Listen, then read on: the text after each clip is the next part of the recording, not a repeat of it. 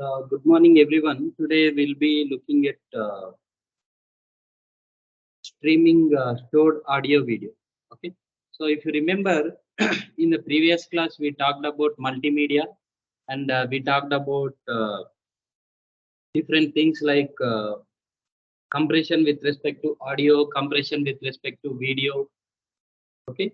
Uh, we have seen what is the importance of going towards compression when I consider audio and video.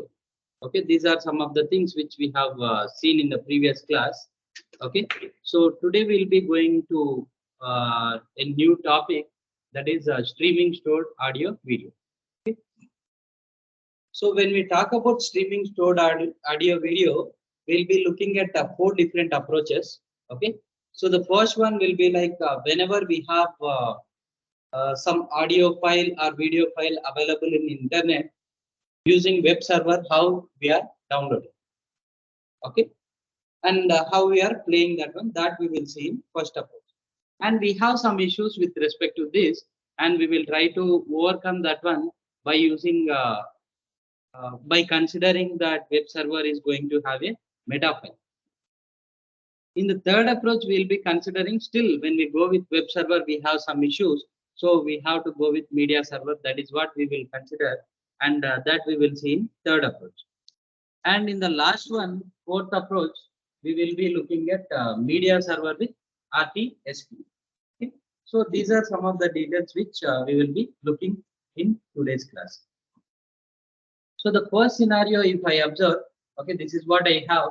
Like we have a web server as indicated over here. Okay, let me draw. Okay, we have this web server which has whatever the file you are requesting for. Let us say you are requesting for an audio file or video file. Okay, that can be basically downloaded, and it can be watched in whatever the player you have. Okay, you have a media player like VLC player. We used to have all those things, right? Windows Media Player. So we will be using that particular media player, and we will be able to watch that one. So in this approach, what happens basically is, whatever the audio or video file which we have in this web server, okay, even though it is compressed, okay, note the point, even though it is compressed, when we try to download, we may require huge bandwidth. Do you agree with that or not?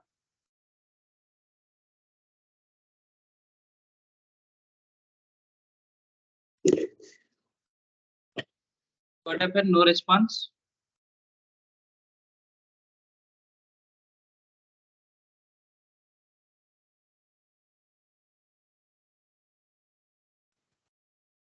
Yes, yes. Actually, you said something, but I could not hear.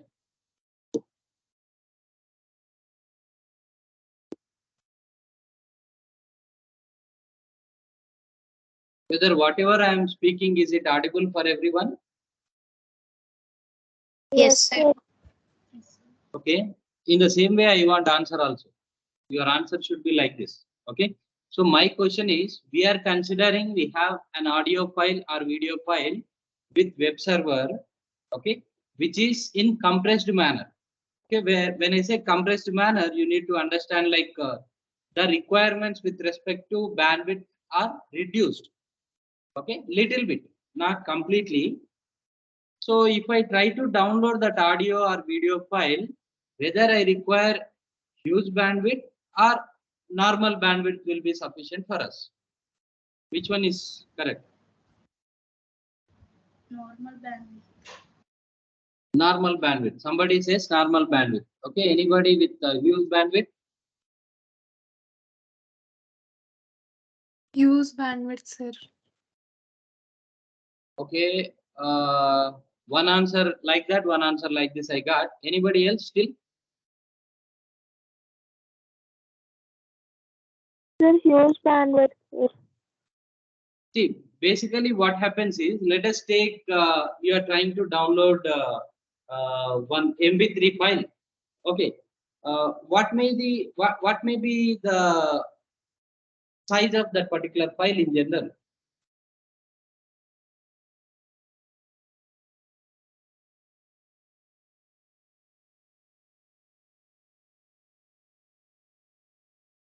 In Okay, but KBs. in KBs. In Okay. MB, sir. Okay, somebody says KB, somebody says MBs. Can I say like we are going to have somewhere around 10 MB a music file?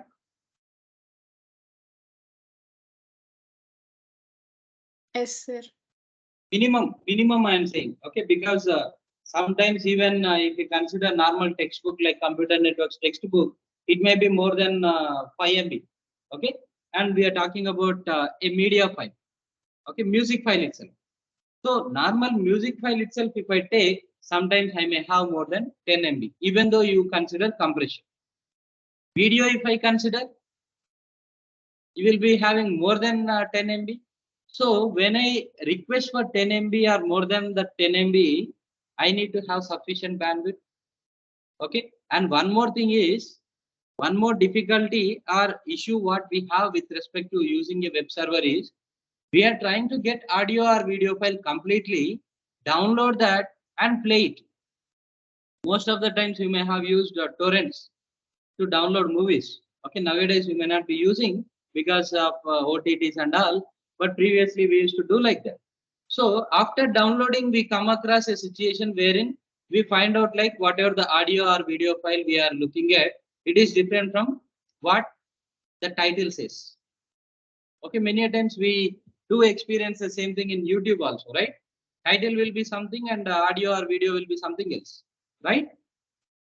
Yes, sir. So can I do Yes. anything before downloading in this case? I cannot do, because when I go with web server to download a particular audio or video file, I have to download completely. Then only I will be able to understand what is that audio or video file. Okay, understood what we are doing with this approach and what is the issue?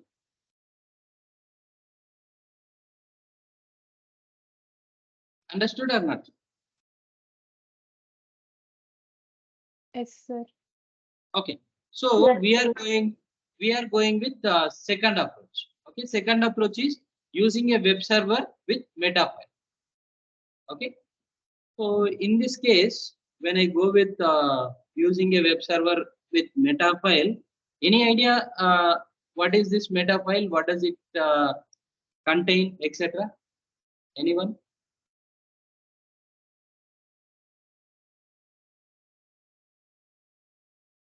we will get the copy of the original. Okay, so basically, meta file is not something like getting a copy, but we will have some crucial information for each and every audio and video file. Okay, there will be some important information about that audio or video file, which will be there in meta file. Okay, so that we are trying to get here. Okay, so basically you can consider like we are going to have uh, some object related information or image related information. Okay, so something like that we are going to have. Most of the cases you may see extensions like .wmf, which is Windows meta file. Okay, so like that some specifications will be there related to that particular file or audio or video in meta file. So in this approach, what we are doing is we are trying to connect with web server. We are not downloading audio or video file, but we are going to download meta file. Okay. Once I get meta file, I am going to think whether this audio or video file is useful for me or not. In case that is useful, in that you are going to have URL. Okay. In that meta file, you are going to have URL to which you will be going and accessing that audio or video. Okay, so that is what we are going to have in second case. So get meta file, give it to media player using that URL.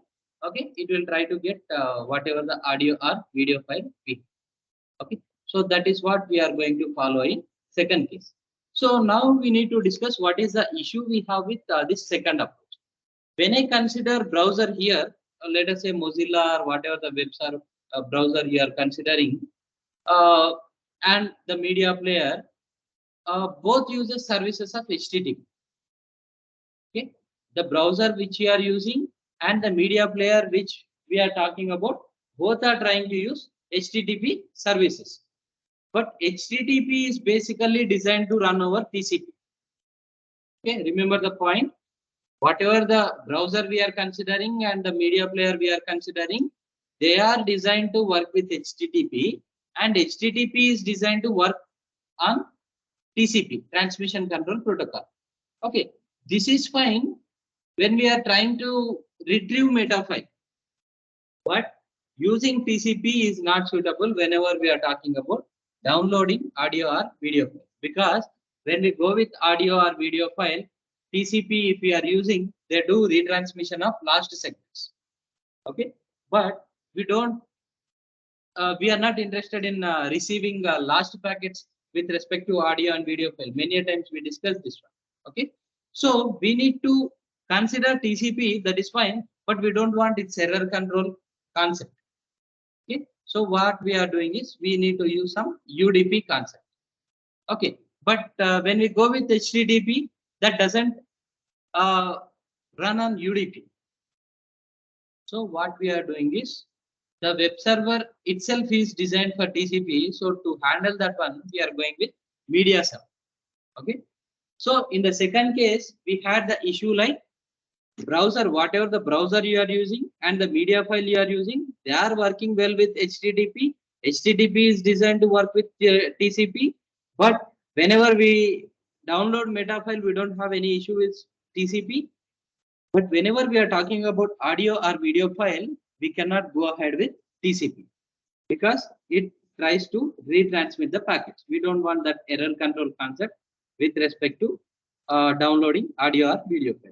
We expect to have UDP, but your web server is designed to work with HTTP and TCP.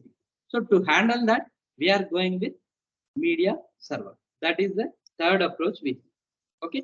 So other things are same, like you'll be asking web server to get a message. In response, you are going to get meta file information. That meta file you are going to pass it to media player.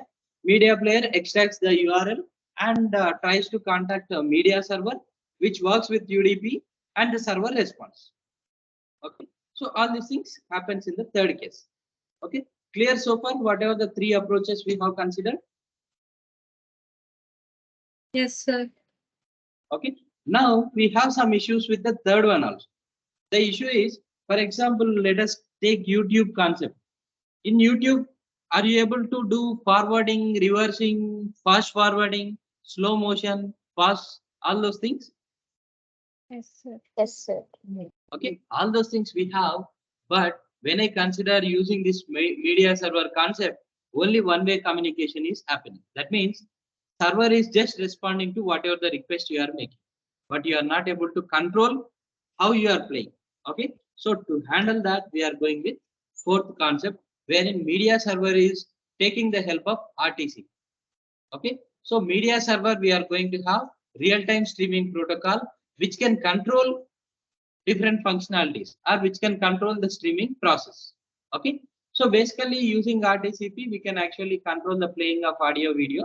Okay, and this RTSP, real-time streaming protocol, whatever we are considering, that is out of band control protocol, which is similar to second connection in FTP. Okay, basically in FTP we do consider something like out of band control protocol. Okay, RTSP is also similar to that. Okay, we are not interested in all those things, but just see like why exactly we are bringing the concept of RTSP is, we want to control how we are playing the streaming. Basically we want to control, so we set up the connection, we get the response, we are going to play, we are going to give the command play, we are going to get response.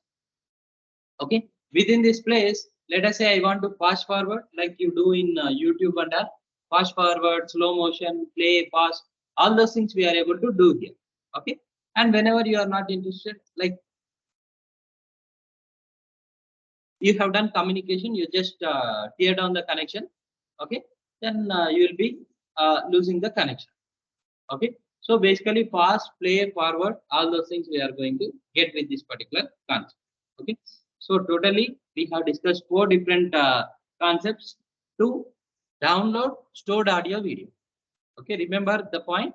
All the 4 strategies we have discussed, they are related to downloading stored audio video. Okay.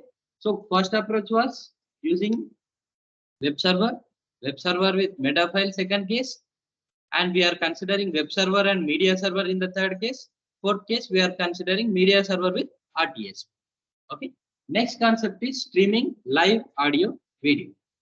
When I consider live audio streaming, this is similar to broadcasting of audio or video by normal radio or TV stations. Okay. Instead of broadcasting through air, what we will be doing is we will be using internet. Okay. So everything like we will be using different multicast services of IP, and we will be using services of UDP and RTP. Okay. RTP, real-time transmission protocol. We will see shortly what it is. Okay. Streaming live audio video, we don't have much thing to discuss over here. Okay. Next, we will go with real-time interactive audio video. When we consider real-time interactive audio video, we are going to have some issues. Okay, because basically most of the people in the world, they are interested with this particular case, real-time interactive video or audio. Whatever we are doing now, or whatever we do in WhatsApp teleconference, video conference, all those things. So we require some characteristics to be discussed here when we talk about interactive audio video. Okay, the first thing is time relationship. Time relationship means basically from one packet to another packet, we want to have some time relation. Okay, so see, this is a case wherein we are talking about sending it this time. Okay,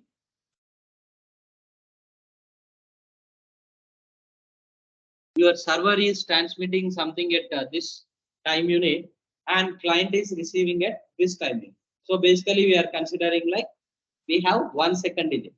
Second packet was transmitted at 10 seconds. We are receiving at 11 seconds. Third one is transmitted at 20 seconds. You start receiving that one at 21 seconds. You complete transmission at 30 seconds, and you complete playing back at 31 seconds. So as soon as the packet arrives, you are going to play that particular case here. Okay. So do you find any issue here?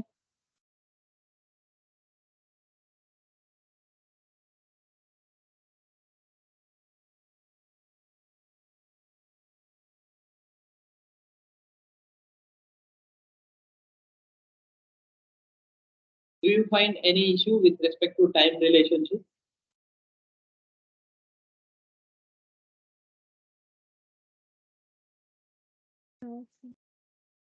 No. Okay. So let us say we have the reception exactly like we discussed over here.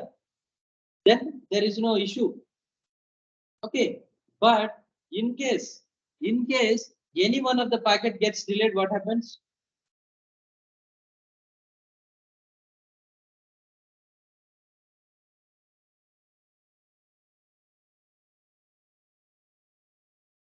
The next What packet happens if also get delayed. something? Yes, repeat. The next packet will also get delayed. Next packet may not be getting delayed, but while you are playing, you may experience buffering. Okay, you won't have data to play that particular information. Okay, so we have something called as jitter, which is nothing but variation in delay. Okay, if I have constant delay like we have seen in this diagram 1 second, we don't have any issue. But if we have something like this, okay, I started transmitting at 0 seconds, I started receiving at 1 second. First packet was transmitted from 0 to 10 seconds. It was received from 1 to 10. Sorry, 1 to 11. Okay, there is no issue. But second one transmitted at 10, but it has been received at 15. So I don't have any content to play from 11 second to 15 second. Similarly, here also I don't have any content to play from 26 seconds to 25 seconds to 27 seconds. Okay, so that is the issue we are going to have when we talk about jitter with respect to real-time interactive audio video, and we need to handle it carefully. So what can be done is we can just use some buffer. Okay, instead of starting to play immediately, we are playing at different time. Okay, when I do like this at 38 second, if I consider I have content to play for one more second. Okay, so that continuity I am going to have. So we'll be using some timestamps also.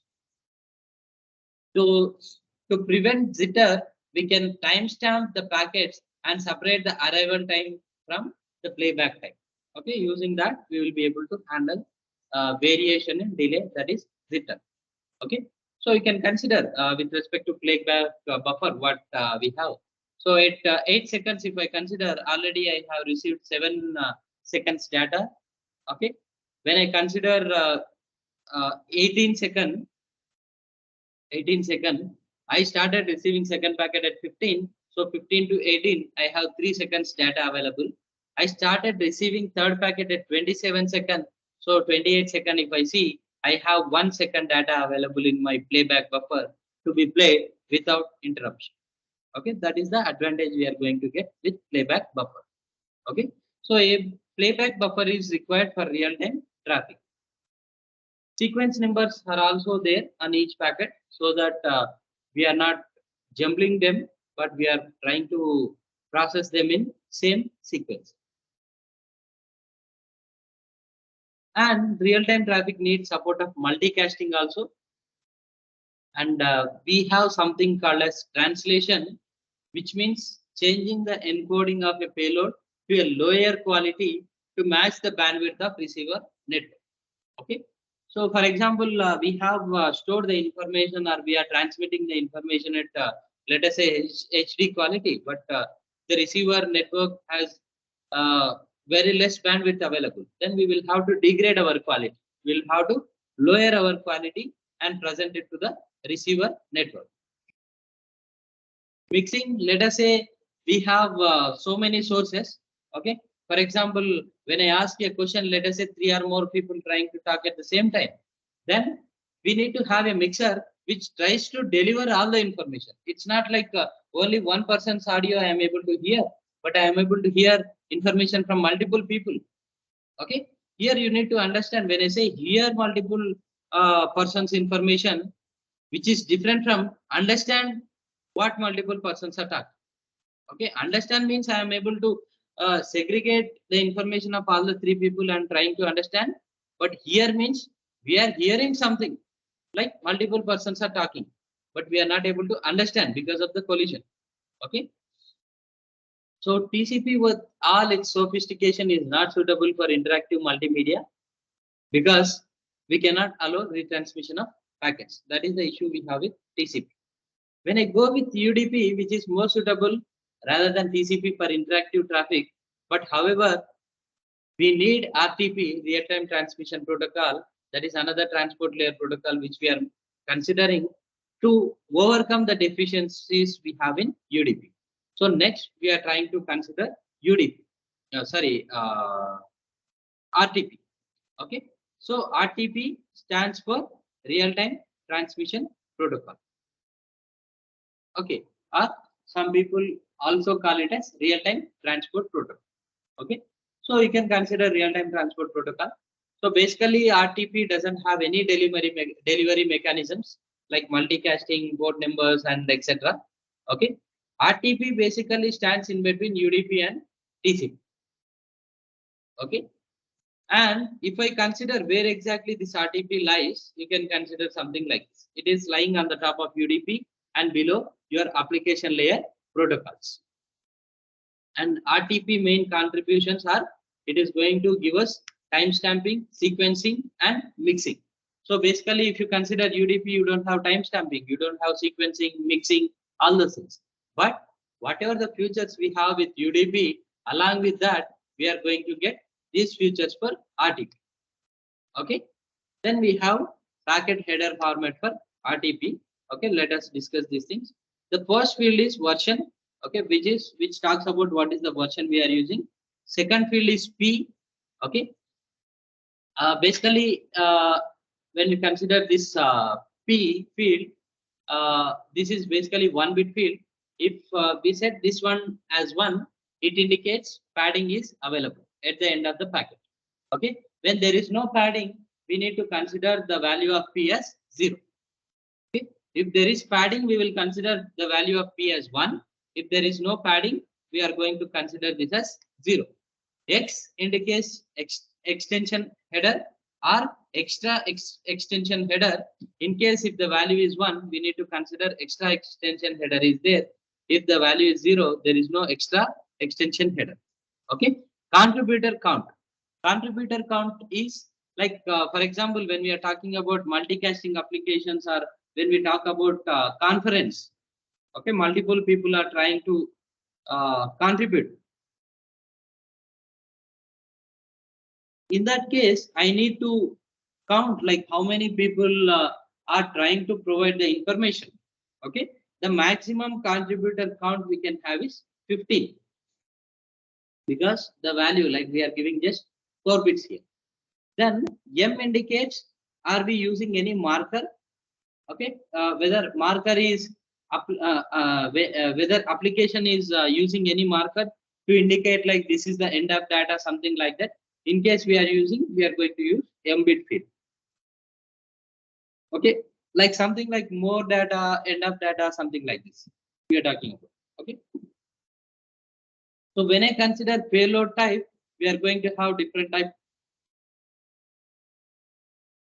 type of payloads, like whether we have audio information or video information, PCM audio information or GSM audio information. Okay, DV14 audio, MPEG audio, G.722, PCM audio. So many different things we have.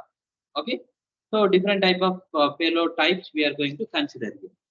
Sequence number, basically we said like we need to have some sequencing so that we can rearrange at the other side, right? Because we are using UDP, it cannot provide, it cannot handle out of order packets. So sequence number, which is a 32-bit in RTP, is used for handling with out of order packets. Okay, next we have timestamp. Timestamp, basically it is a 32-bit field that indicates time relationship between the packets. We have seen what is the importance of time relationship. Okay. Then next one is synchronization source identifier. Synchronization source identifier is there should be some source which takes the information from all the people and synchronizes that information or mixes that information and provides the result. Okay, so that is the synchronization source identifier, and below we have who are the contributors, what is their identity. Okay, like that we are going. These are the payload types we are talking about, and RTP uses even numbered UDP ports. Okay, that is about RTP. Okay, what is the packet format, why we are going with RTP. So when I go with RTP, only one type of message, that is the one which carries data from source to destination. That is what we have. That is the only thing it allows. But in most of the cases, we may need to handle with multiple messages, which are related to quality of service, let us say, control information, let us say. For example, you want to talk with receiver on what is the quality which they are receiving. Our user wants to have some control over what is being transmitted, what is being received. Then we need something called as RTCP, which stands for real-time transport control protocol. Okay, so RTCP is helpful in handling multiple messages like this. The first one is sender report. Basically, sender report is sent periodically by active senders to make sure, like to indicate the other people like they are alive.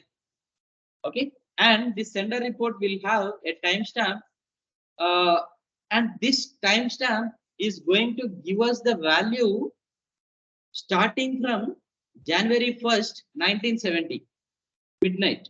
Okay, on January 1st, 1970 midnight. From that point till now, how much time elapsed? That is what the timestamp we are going to give in sender report. Okay, this is very important because we need to have synchronization between different RTP messages.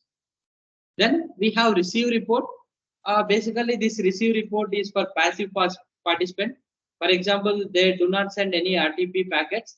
The report informs the sender and other receivers about the quality of service. Okay. In case you are sending any packets, then you can inform in that sending RTP packets. But in case you don't have any data to be transmitted and you want to inform the quality of service, etc., to sender and also to other receivers, then you are using this receiver report.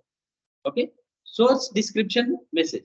This source description message will be periodically sent to the source to give additional information about a particular source. Like when we talk about what is a source description, so we may be talking about what is the name of the source, or email address which we are using, a telephone number. Okay, that information we'll be having in source description message. The last one is why message. Whenever you want to shut down this particular stream, then we are going to use by message. And application specific message.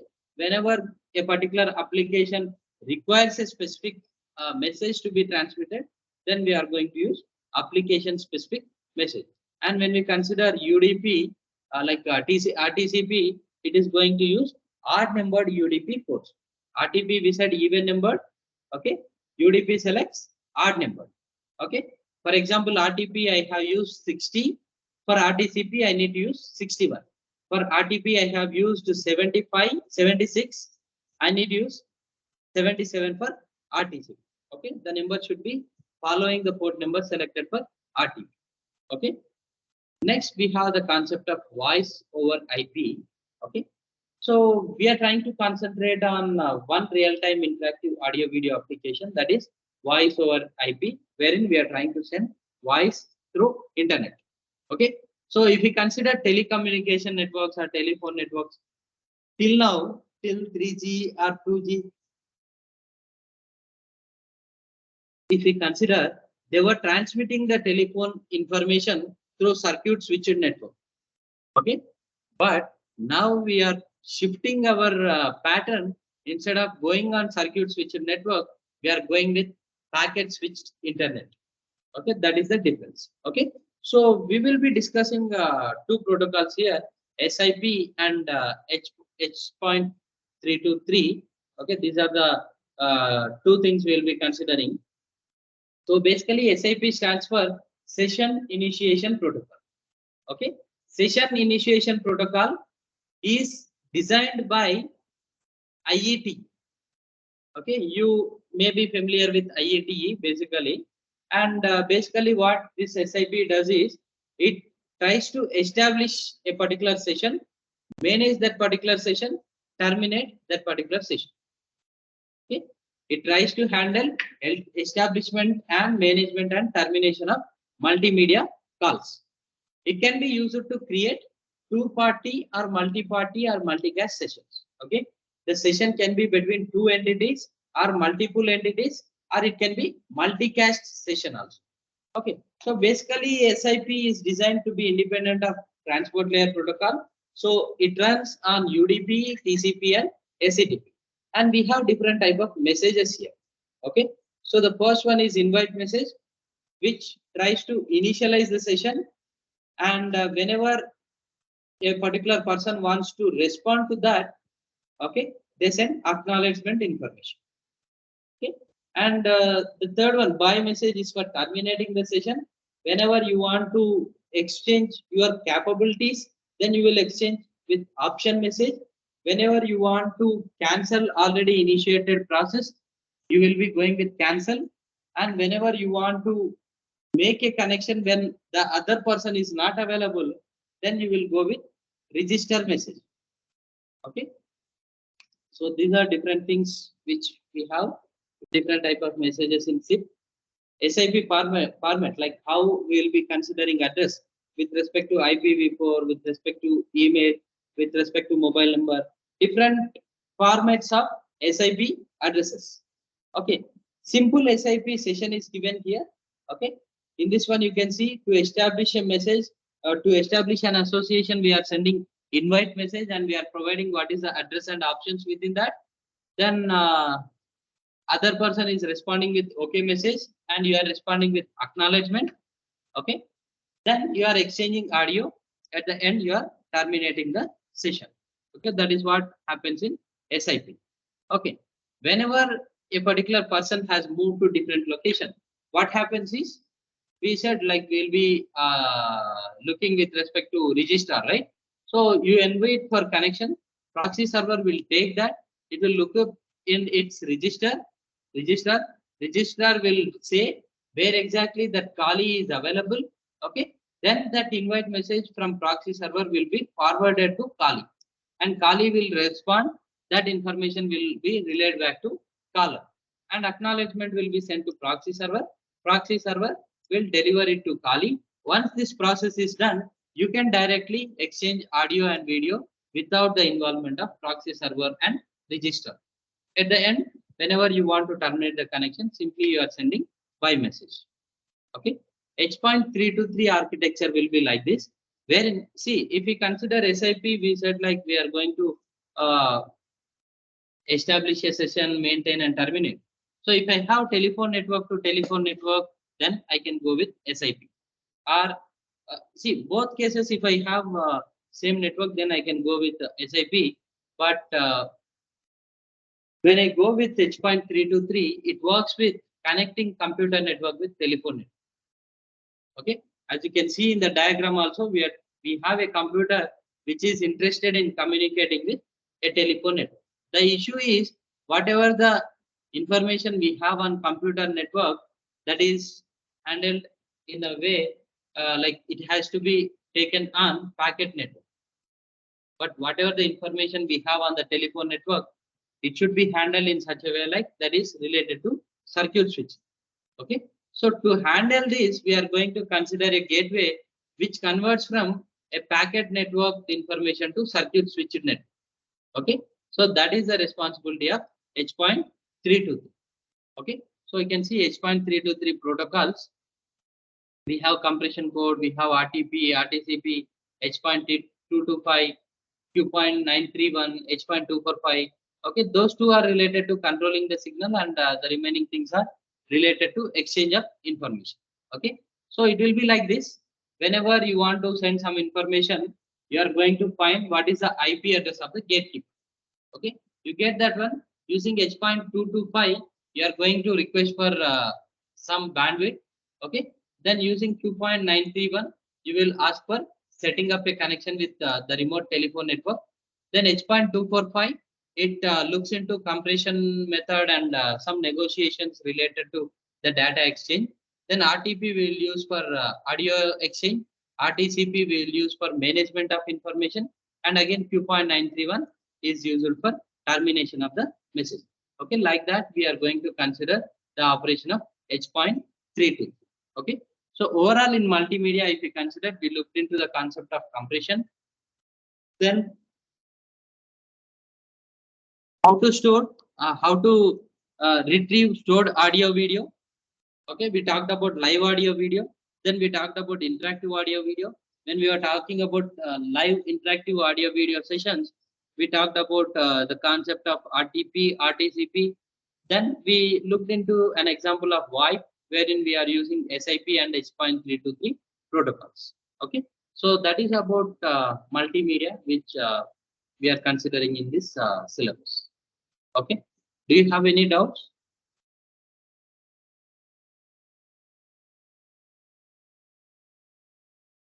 Okay, let's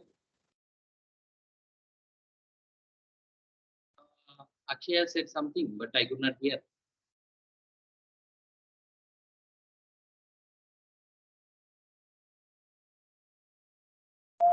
No doubt, sir.